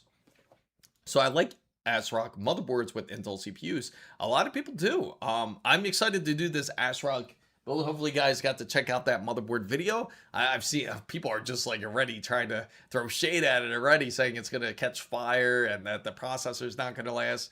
But we'll see. We'll see once we put it together. So my my Miku board too. Yes, $579 for it. Let me see it. It makes me curious. This is the H Gaming. This is what you're paying for. This is what you're solely paying for is Miku. But those colors are sick. The reason why I like those colors, it really vibes with this channel too. And it's also, it kind of gives me the whole Miami type of vibes here. So, making me question my Z890 purchase. The Z890 is a great motherboard. I'm saying the Z890 is great. Currently we have the Orus Master. Certainly love it. Gigabyte actually dropped some new motherboards. In fact, if you guys got to check it out, they have a new refresh version of the Z890 for those looking that are trying to go for 250K or 270K. Seems like the Intel boards are cheaper and they have more options. You know, the thing is, it's almost like there's more. I agree with that. It's like there's almost more choices and flexibility. For some reason, Intel has this hold on the PC industry where they have these flexible options. It's not like AMD. AMD feels like a bit more rigid. When you end up selecting their platform, they have options, but it's more rigid compared to Intel, where even though they don't have that higher market share like AMD does, they still manage to have this, again, grasp of the flexibility of the different choices that you can pick. So Asus and ASRock had problems with AMD 9000 series CPUs, but I like how people will throw ASRock under the bus and don't say anything about Asus. That's the typical industry because, you know what it's kind of like? You pay more money. And it's like that placebo effect when it comes to spending money. So it's like, just because you spend more money on it, it's the better product. But of course, anybody out there can certainly speak that that's not always the case. It's not always the better product because you're spending more money. In fact, there's plenty of other products out there that you spend a ton of money and it doesn't work that great. It's the same when it comes to the PC world. Everything is just as sensitive. Really, I would say, I have to say, a lot of it goes towards more of the whole BIOS coding when it comes to the processor for AMD. Now, it's affected not just Asus and ASRock, but it also has affected MSI and affected maybe like probably a couple gigabyte boards, but it has happened. So it's more the microcode when it comes to the BIOS side that they're trying to perfect. They just unleashed a monster so quick that they just didn't expect this to quite happen, for the sensitivity to be like this. So I sold my PC before the RAM stock thing. Now I'm at regret. At least I stole my. Oh yeah, you did. What's the specifications? So ASRock fixed their issue with the latest BIOS update. It wasn't a voltage issue, but the total power when boost. Oh, so that was the case. So it was the total power boosting. So it's when it's under load. That's interesting. So AMD Ryzen 9 9000 series. Can you look up the Z890? Sure, let's look it up. The Z890 e-gaming, right? That's what I'm assuming that you're interested in. So, hey there, I am planning on buying a PC, and I'm wondering if Best Buy Total membership for repairs and refunds is a good deal. Honestly, you could just go on Newegg and get everything. It's Best Buy. It's like they're like a year behind when it comes to things. I hate to say it, but they are. They need to really catch up. They need to step up their game, especially that they don't even have physical media anymore. Look how much cheaper that is. A Z890 LGA 1851 ATX. Let's make sure it's from Newegg too, because a lot of these, they could not be from Newegg. Okay, so this one's certainly from Newegg. They have an open box one that's only $240, which is a great deal for anybody that's trying to save a bit of money. Yeah, people that only buy NVIDIA will call out. Yes, pretty much. Exactly. It's the whole idea of you spend more money that the product gets better. But again, that's not always the case. It's not always factual. And then people get stunned when something comes from, say, the same factory. It's pretty much the same case. Like when it comes to memory, for example, you compare one memory company to the other. Technically, they're still under the same chip company. For example, they like Corsair and G-Skill, like they would use SK Hynix. They use their chips for their memory. So again, it's not different. It's just different brands. It's just preference. But overall, people will pick on each brand, like saying Corsair is better. No, G-Skill is better. It's kind of the same case. So Asus ROG Strix Z890 is $393.73. Actually, a great deal. Again, this also comes with that 3D Mark Consumer Edition, so you could really do some benching if you'd like. So a 7M 2 spots, Gen 5 spots, you'd have to be... Absolutely. You know how expensive it is to fill this up. You know what's really dope about these boards is if you take a close look here, you see this side here. Let me go right there. So if you take a look here, they have like these quick release latches. That's an M.2 heat pipe actually. So that's actually a 3D heat pipe that they actually have, which is actually fully functional. So it actually keeps the memory cooler. And then on top of it, it has another heatsink like right under it, which is pretty dope, right? So you got two locations where you can fill it. And it's, again, under $400. So I sit here on my RTX Pro 6000 waiting. You know, it's funny. I think Markiplier, he was gaming on Resident Evil with 192 gigabytes of RAM. And he has a RTX Pro 6000 as well, gaming. So which is absolutely insane overkill for a PC. So I got 14 terabytes of Gen 5 in mine. It was expensive, but not as expensive as now. I bet.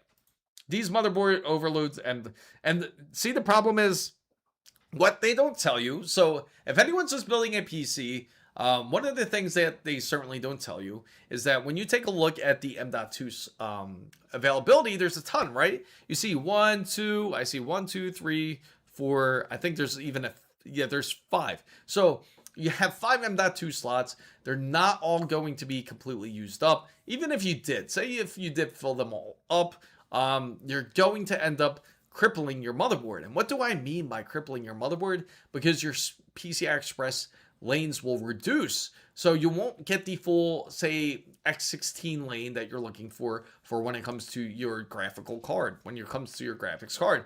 So if you have, say, an NVIDIA RTX 5070, you're going to end up, I don't know why you would have 5070 if you got 5 NVMEs. You can definitely get a 5090. But if you got, say, a 5070, you'll still cripple it because it's going to go X8.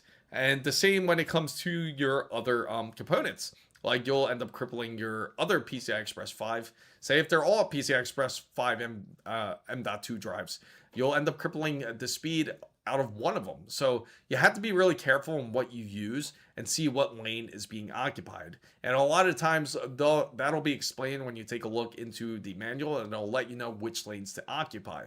For example, I know for the e-gaming such as this, if you occupy 2 and 3, that will actually break down the speed for PCI Express, your PCI Express 5x16 lane. So is the Z890E gaming better than the Maximus Z890 Hero? Sorry for the new question. So to say they're both about like, they both have their advantages and disadvantages. Now, I can say when it comes to the sound driver, it's a bit better. Like on the e-gaming. Now, Hero is supposed to be the better version. It's supposed to be more of the overclocker's choice. The more pro gamer, so to say. That is headed for more of the Hero side. Now, when it comes to e-gaming, it's also great for gaming, great for overclocking as well. It's just, you have little different things about it. Like for example, you might have, this has nitro path tracing, the other one has nitro path tracing. Like for example, there's like a few more headers on the Hero, like when it comes to the fan headers. There's also more options when it comes to, say, if you want to use like the quick releases, they also have more options for that. There is also a more upgraded Ethernet port when it comes to using the Hero. So just little tiny bits of upgrades on the Hero versus the e-gaming. But if you're just using it for gaming, many people would be plenty happy with the e-gaming motherboard. So back when I had the 10, so I meant to say 4 terabyte Gem 5 cost me $500. I think they're 7 to 8.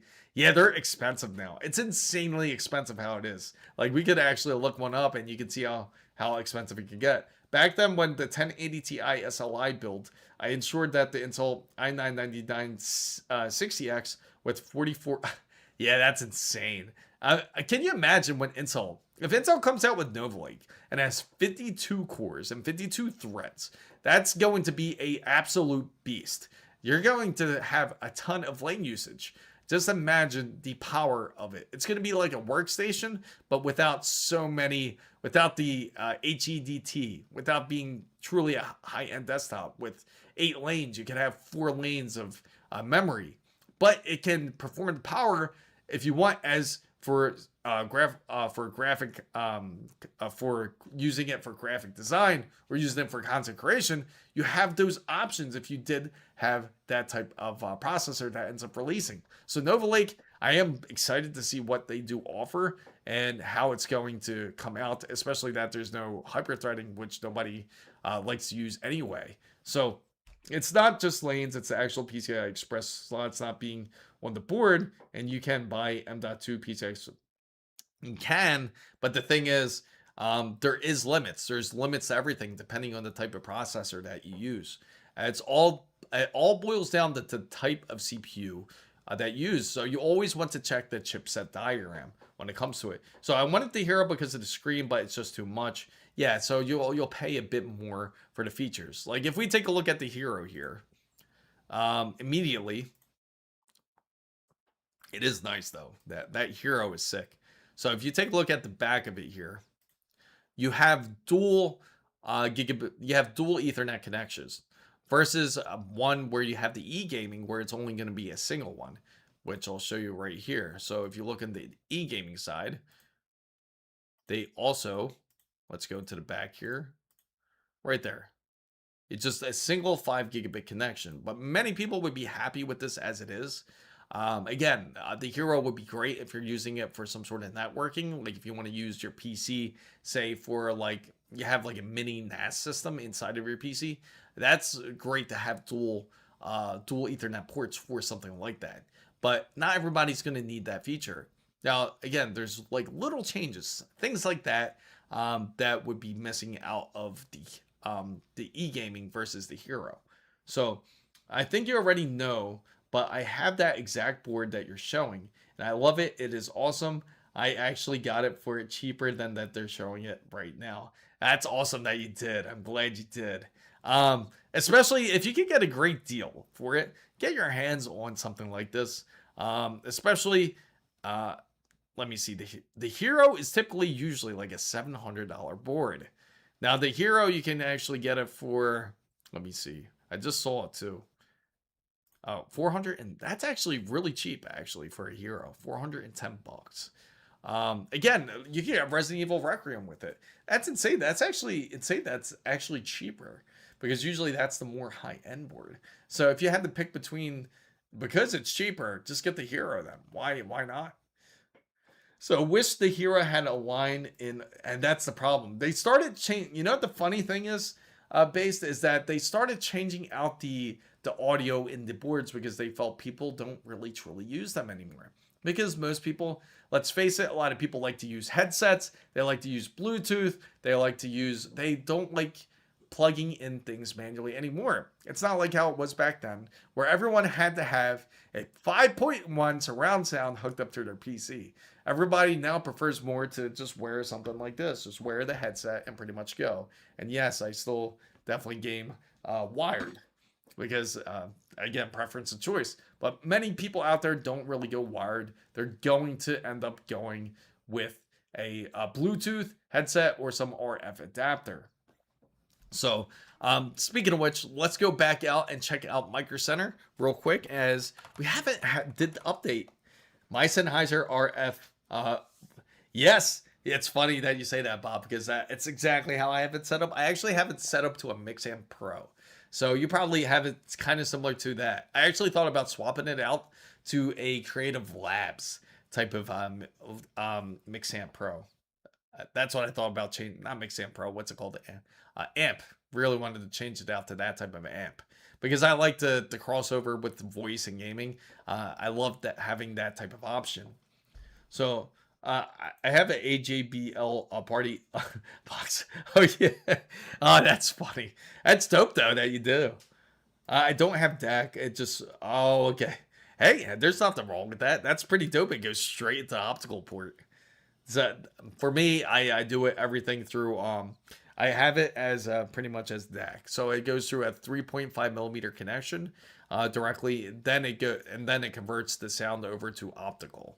So that's what I have on this specific setup. So let's take a look at the memory, just to update everybody how it's looking right now. So on the memory side, if anybody is curious, again, I highly recommend people to, if anyone is thinking of purchasing memory, just go ahead and make a purchase of the kit. It's going to save you much more money. It's going to be cheaper if you purchase the kit because you're going to spend quite a bit of money on just the RAM itself. Now, the good thing is RAM has been holding pretty stagnant.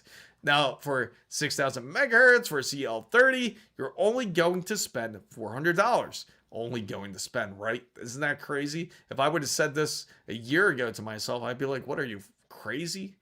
Spending $400 for 6,000 megahertz of RAM? $400 is absolutely insane when you think about it like that. But anyway, this is $400. It's been holding steady. Originally, it was CL36 for about $430. So it's kind of reverted back down slightly. I like how they kind of highlighted the red here, made it seem like it was worth more than what it was, which is $599.99, and put a red strike over it, just like if it did something, because it truly did not do anything. Because if it ever hit that price point, I'd probably throw up. So it's bad as it is. So Corsair's Vengeance 64 gigabytes has now reduced down to $1,000 as it is. Hold on. Imagine saying you had to spend. I know. Isn't that crazy? Imagine you got to say you're spending $300 on some DDR4 RAM. I do not want to spend that. Technically, I have a DDR4 platform that I use right now. If you guys don't know, I use a Threadripper system. Now, it's not a new one. It's a pretty old one now. It's the 3970X, and it requires DDR4. I am refusing. I will not spend any more money on DDR4 RAM, especially if it's going to be priced $300. That is absolutely insane. So the Corsair Vengeance RGB 64 gigabytes, 6,000 megahertz CL30 has now reduced down to 1,000.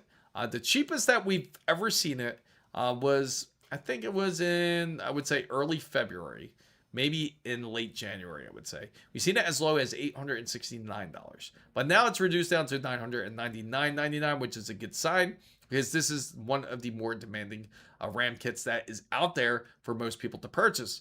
Now, for the G-Skill Tried It, again, we discussed about pricing, and when it comes to brands, this is the perfect example. Now, the Royal Neo RGB series, which is, again, CL28, which is very fast latency, is now $519. Now, I wouldn't say getting just CL, just downgrading just two two latencies, or CL2 or whatever. My voice is getting all messed up. But anyway, it's not going to be worth spending an extra $120 for an extra CL2, I should say. So in total, it's not worth it. Now the Crucial 64 gigabytes, 6000 CL40. Again, you're paying for the color because it's $700 if you want this kit, which does not make any sense. So it's funny that you come in right when I start talking about RAM too. $400 for I know, right? It sounds like insanity at this point. So, Crucial's Pro 32 gigabytes, 6400 megahertz CL38 is now $340. Just go CL32 because you can spend roughly about $360 it is for CL32. It would just be worth spending an extra $20 or $30 for that. So right now they're plateaued. So that's a good thing. Let's hope they continue to be plateaued. But the rumor is that they're actually going to end up being priced up like another 20 to 30% within the next month. Hopefully that's not true. Hopefully that's complete BS. I got all my parts a month ago, and I've already saved nearly $1,000. And I thought it was expensive, then I saw what was coming. There you go. Again, he bought it back at MicroCenter days. He only paid, how much was it? Like $96 or $97, and there was no taxes on it. And now it's worth $700. So just spend $400 for the CPU, $400 GPU, and $400. Yeah, yeah, exactly. You can't lose with the quadruple fours, right? $75 for plus $75 for 48. It doesn't make any sense. There's no real pricing sense to this at all. I hate Corsair's price gouging, but I love how the Corsair Titanium, I think a lot of people do. They love the look of it. A lot of people are kind of staying away from Crucial because of their whole abandoning the whole gamer side, but people are willing to take them back with open arms as long as if they end up pricing fairly. Like even this Z5 Neo RGB kit, which is CL30, is $510. Now that pricing absolutely makes no sense. At that point, you might as well just go Corsair because you're going to spend an extra $100 just because you want the G-Skill name, for example, which is, again, weird. It's really weird for G-Skill to cost more than Corsair. So Legendary says, my dad bought me a 256 gigabytes of DDR5 for Christmas. He paid, I felt, what? Oh, I felt bad for taking it. Hey, it doesn't seem like, well, where's that kit now? Is it on your PC as it is? Oh man, so I paid $412 for my 32 gigabytes of 6000 CL28, and I paid $450 for my Gem 4 terabyte. SSDs are worst, to be honest. Yes, and that I haven't even showed it. I haven't even showed it. Let me block this and bot here. Okay, so let's go ahead and we're going to look at the SSDs because it's going to be rough. Exactly the problem. It's old. It's practically new old stock. That's exactly what it is. And wait till we check out the SSDs. I was not kidding about the prices. Last I checked, it was $200 per terabyte. Now we're going to double check this because I remember the pricing is quite ugly. So it's been holding. This has been holding steadily at some of you are probably looking at this like, what the hell am I looking at now? I can't believe it's $400 for 2 terabytes. So Western Digital's 5 terabyte passports were $130. Oh, really? That's actually decent. Was it the SSD version or the hard drive version? So let's all get together and wear skin. They do have a store out in California there. So I'm selling my 32 gigabyte RAMs for 1,000. Th hey, there's a lot of people out there they're trying to sell their kits now.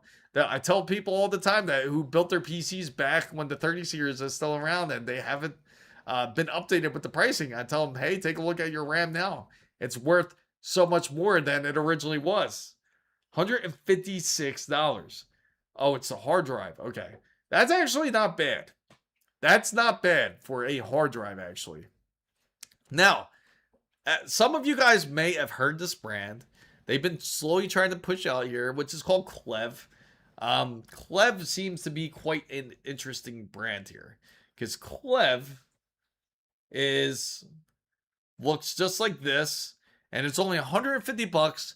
Maybe sketchy because if you put your OS on here, you might lose everything. But honestly, I heard it's actually not as bad as it sounds. So what do people need to do to buy somewhere? Donate blood, plasma, kidney? You know, the funny thing is, it makes sense why I saw the Red Cross over in front of MicroCenter. Because now they're trying to make money off of all the harvesting that they're doing because they're doing a pretty damn good job at it. So again, the SSDs, very expensive. Even the 9100 Pro 2 terabyte version, it's $420. But here's some, and if anyone's close to Miami here, if anyone's close to the Miami spot, I do have some good news. They do have a open box that I do see for roughly $356.96. It's crazy to see that's considered a good deal, but it is open box and it's only $356 compared to the $420. Again, it's a bloodbath if anyone wants SSDs. Even the Inland, which is MicroCenter's brand here, is $160. So that's insane. So is it that good that I sniped a PC with 32 gigabytes of DDR5, Ryzen 7 7800X3D, 9060 XT, 16 gigabytes, 1 terabyte? Almost sounds like somebody else's build actually a bit earlier. The rest for 1500. The GPU is weak for that CPU, but I play CPU heavy games. That's honestly not that bad. I mean, you can always upgrade the GPU. It's not that big of a deal. Never get. I had no idea that Inland has PSUs. That now you're gonna make me look them up. You're going to make me want to look up Inland PSUs now. Let's take a look here. We're gonna go to PC parts here, and we're gonna go check out power supplies, and we're gonna check out Inland PSUs because now you certainly piqued my curiosity here. Let's see, Inland. All power supplies will go. And let's see, Inland.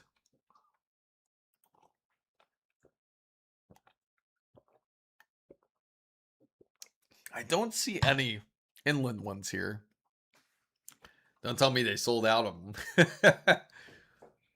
I see that they have all our typical brands. They have ASRock, they have Asus. That'd be Quiet, Corsair, Leanly. Now these are all decent power supplies. Super Flower is actually not that bad. Now I know now a lot of people probably haven't heard of them, but they're a Taiwanese company that actually works with MSI on their PSUs. I actually learned about this not that long ago. Yeah, that's what I mean. I heard about it's actually pretty decent, right? Did you already get your opinion on the new Intel CPUs? I have a 9800X3D build right now. I'm considering swapping for the increased cores. Oh, okay. So are you strictly going... So you have the option to swap out your CPU. You're thinking of going... The only thing that goes up from the 9800X3D is the...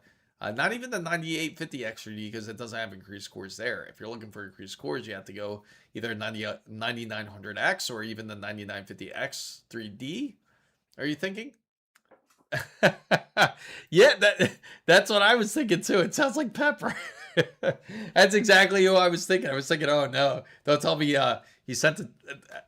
He just bought his PC.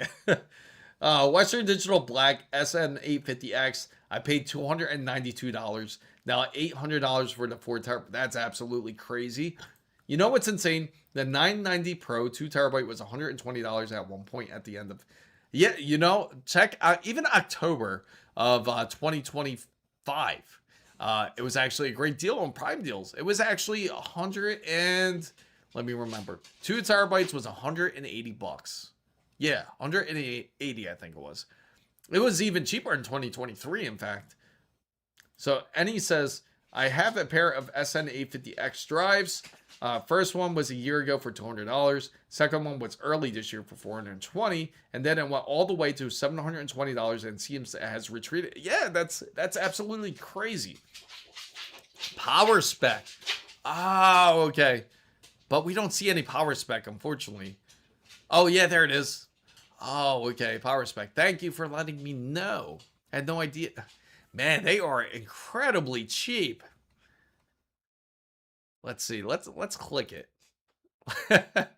It's semi-modular, if anyone's curious. So semi-modular means that they do have modular ports, and it's weird.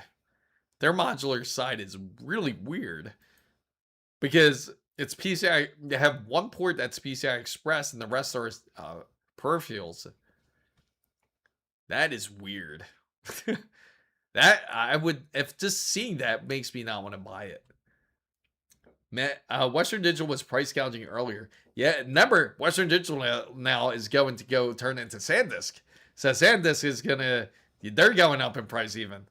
Let's take a look at their. Let's see. I'm curious about their most expensive, their most expensive version, which is this one. Okay, let's see.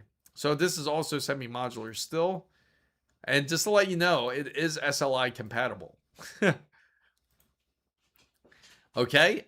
And so it does feature 12-volt high power port, PCI Express. It does have the SATA port. Okay, so it has some options here. Just looking at this, just looking at these ports is sketchy as hell. I am questionable about these ports. Can you imagine just solely relying on just these ports? I like how they highlight the 450 watts right next to it. If you take a look, right, right there. Trust your 59. Yeah, right. The 5090. Can you imagine that? It still has more options out there for those who want to use it. It's funny how they hide the other wires. Let's see. There it is. What's the other wires? Are they look like just they look like PCI Express ports. But where? No, they gotta. Okay, it has to have the ATX port. That's what's on there too.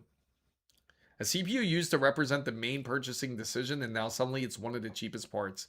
Yeah, I know. Isn't that crazy? To think RAM was actually one of the best upgrades you could do when you end up purchasing a PC. Because when you or upgrading your PC, that's the thing everybody ends up upgrading first is RAM. Typically, that or storage. Those are the two options, and both of them are expensive.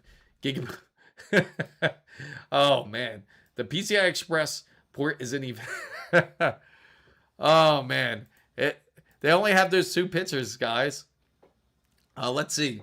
Let's check out the decibel level. There's no LED lighting. They highlight that. There's 3 Molex connectors, and they also have, man, I haven't heard that in a while, 9 SATA connectors, and they also have 4X 6+2 pins and X12 plus 4 pin graphics connectors. Let's go into the details here. So the SKU, we're gonna check this out. It does contain a 135 millimeter fan. It is ATX, Crossfire, and SLI compatible. It does also is a gold certified PSU, and it does have a 5-year limited warranty. And somebody actually did buy it, actually. Let's take a look right down here. They just said worked. Like they're shocked. Worked. I hope it better work. If you bought a PSU, it worked. But it's kind of weird how he puts real person and he puts it worked, worked, it worked, it worked, it worked. And then Jart puts from Colorado here, says when in need. Easy installation and covered what needed to be done. I want it fully modular, but this works well. Come on, man. For an extra 20 or 30 bucks, you can get a much better PSU. A reason why they are cheap, they have half of the lifespan of regular. Yes, and exactly the reason. And the average is 10 years. I would. I agree. I agree. I agree. I would rather have this than one from Alibaba. I do agree on that. You know damn well a MicroCenter employee can't recommend. I know, I wouldn't. I absolutely would not. No, I always spend a lot on my PSU. I don't care how much the PC costs. I don't want it to. I mean, look at it. You go to power supplies here, right? And immediately you can get an MSI one, which is decent. Again, another one that gets thrown shade at is 120 bucks for 850 watts. Same exact thing, but it's fully modular. So you spend an extra 20 bucks to get a fully modular PSU, which has a 10-year warranty. So why not just go with that? Of course, if you go with, say, MSI's A1000G, this is one of their newer ones. This one's also a great option. Corsair has great choices. Superflower is actually decent. Again, you're not going to spend that much. Poisonous PSUs can kill everything, and a poisonous motherboard can kill a lot of things. So I only used here a PSUs that are much more. Absolutely, yeah. And that's the smart thing. You do not want to spend less, especially if you want your system to run smooth. It's highly important to have a working PSU because you do not want to have any further damage. So imagine you bought a RTX 5090, you had the money.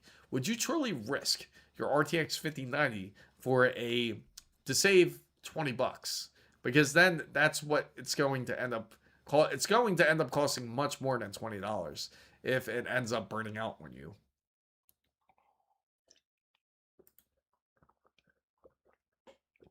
This is factual.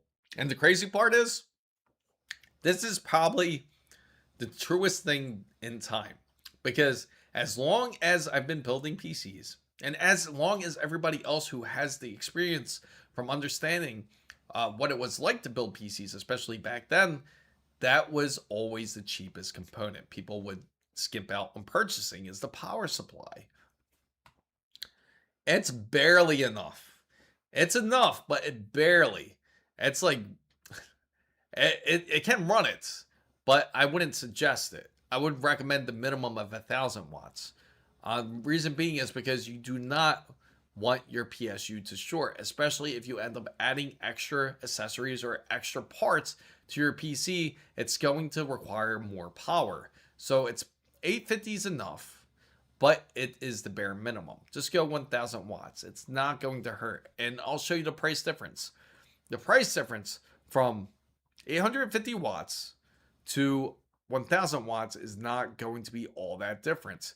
Now, this is specifically the A850 and the A1000G, but it's not going to be that much difference to spend a little extra money to get a bit more power. Yes, the power spikes. And that's another thing most people don't look at, is whether if the PSU has multi-rail or single rail, depending on what you're using it for. So, I like that one, Epic, which is true.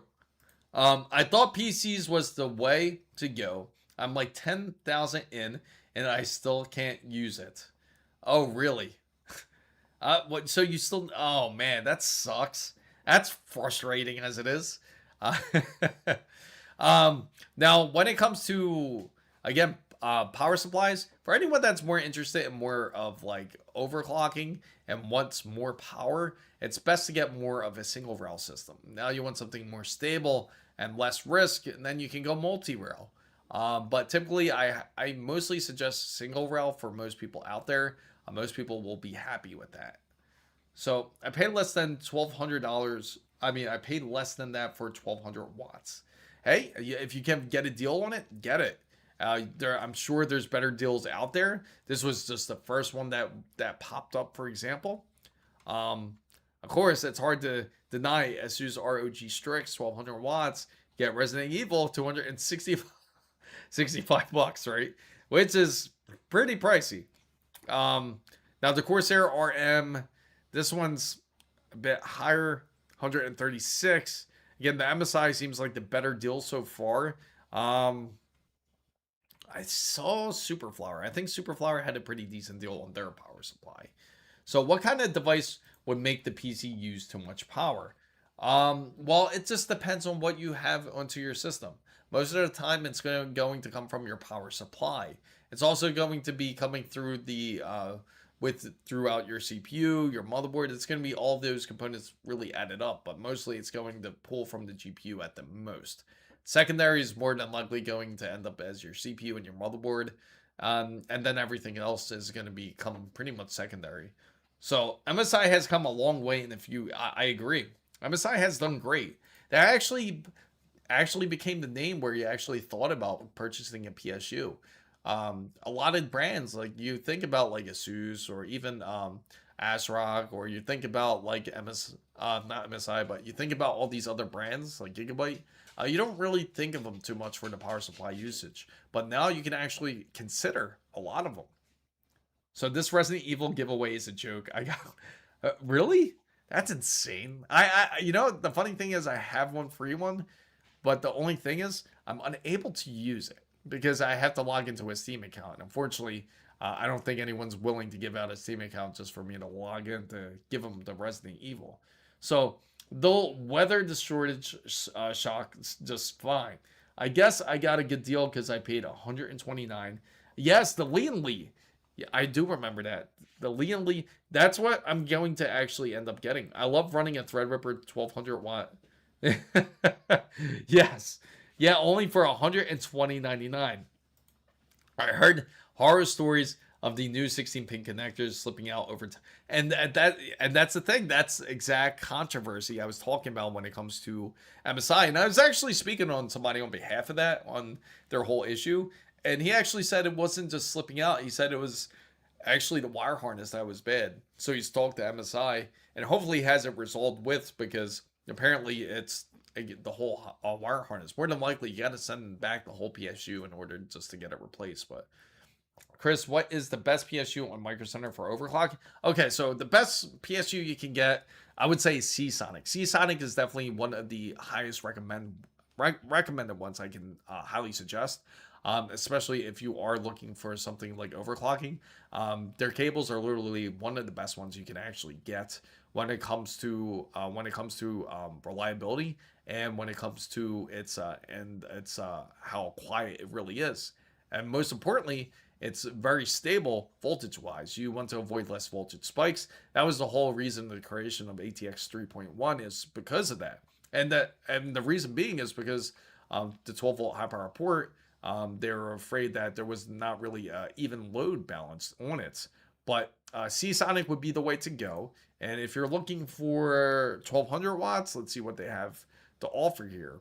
The 1200 watt one that they do have, they only show one, which is the GX 1200, a great choice. Usually they're platinum power supplies. This one's a gold one. Now, if you get the platinum one, of course, that doesn't really mean anything when it comes to power usage, but it means it does save you a bit more energy in case of it. Now, gold power supplies, they save you about 90% power efficiency compared to a platinum one, which is up to 95% efficiency. So, damn, I just bought my MSI PSU. Do I need to contact them? No. You don't have. It's not everyone that's been affected. Snecker, what's going on? Glad to see you. Welcome back. It's been a minute. Yes, I wouldn't contact MSI unless you're 100% certain that you're having a slippage issue. Like I said, I've been running my MSI PSU perfectly fine on a Gigabyte RTX 5090. No issues. Been running Resident Evil Requiem on pad tracing with several hours, and again, no issues. Hasn't pulled out, and it was running a constant 600 watts or over. So again, no issues. I haven't seen any problems. But again, if test it out, see how well it works, more than likely you're going to be good. It's not going to be everyone who is affected. It's going to be like a select group. It's just like anything else. Anything that you do purchase, of course, isn't going to be 100% guaranteed. Of course, everyone will run into some sort of issue with one type of supply. So Salve says, what adjustments should I make with my specs? You have a Prime B550M, a Wi-Fi, pretty okay dated system. So you use a primary, you use the system for VR. So the only thing for you to truly upgrade next is going to be the motherboard. You have to upgrade the motherboard, and you also are going to have to upgrade the CPU, but only if you feel it's absolutely necessary. Now, you don't have to do it because you want to be up to date, especially with today's volatility when it comes to PC hardware. Now, if you are noticing some issues when it comes to VR in any specific games, what's holding you back is more than likely going to be your processor. You have to get a better processor, I would suggest. You can get a decent one. Again, if you're near a MicroCenter, they do have the 7500 X3D kit you can purchase for $350. That's all you really need. You just transfer most of your items that you have already as it is, and you're going to be pretty much good to go. So it's like a $350 upgrade versus swapping out a whole GPU. So, talking about PSUs, my PSU makes this noise all the time, like a ticking electrical noise. Most on load. So it sounds like that's probably the phases that it's going through. Gaming or downloading something, what could it be? Now that's more or likely the phases. Are you running on, I'm assuming, is it like a multi-rail system that you're on? Because sometimes it can do something like that. And that's a possibility if it is. Now, again, I wouldn't worry about it too much. I would check for voltage spikes if that's the case. You want to check, again, the phases when it comes to your PSU. And you can do that with hardware info 64. Check out the usage when you're downloading something and make sure to highlight any irregularities. You can create a log if you're not too sure what you're looking at, but look, you can HW info will certainly let you know if something's out of whack. It'll highlight it pretty much red. And if it is, and more than likely that's where your problem is going to be from. So that's what I would check if that's the case. That's where I would look. So speaking of which, we're going to go back to MicroCenter. We're going to double check the GPUs to pretty much as we're almost nearing the end, which is something we haven't checked yet.